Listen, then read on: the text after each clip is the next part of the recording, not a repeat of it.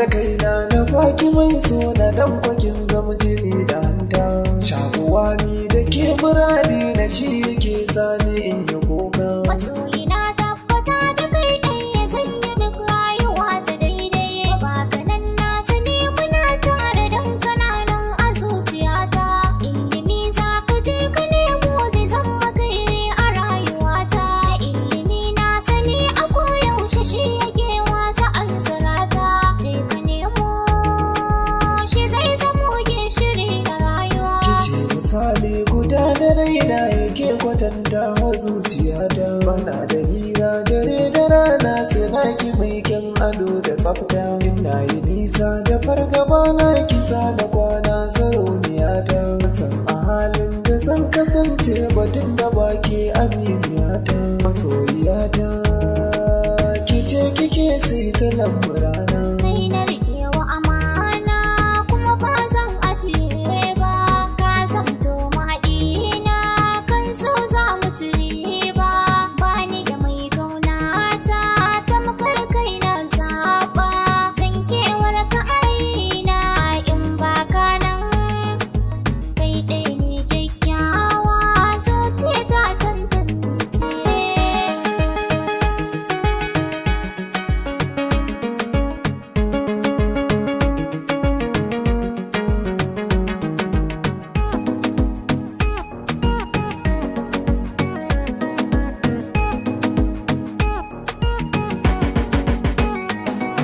Soyayi mini rana tun da kina kishi na.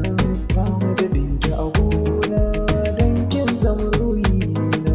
Zanar ke mai sona ko a cikin dangi na. Zan miki kyautar kaina sai kirke ni. Na san baki da tsara kauna ta shiga raina. Albashiri na yi wa mai sona. Kai ɗaya zan kaiwa dangina. Dan na yarda da zaɓar raina. Ba wani mai kushin saɗina. Na isa in kare angona. Shi ɗaya zan baiwa sirrin duka rayuwata. Ira asalin girma kike yanzu da ke zanyo alfahari. Zan sake hannun dama domin ke ba kyayin garari. Kin fi dubin mata domin ke ba kya alfahari. Kyakkyawa ce ke ga kyawun suna kuma yan tagari. Ban san ganin zubar hawayenka don ku ban so ka ƙara kuka.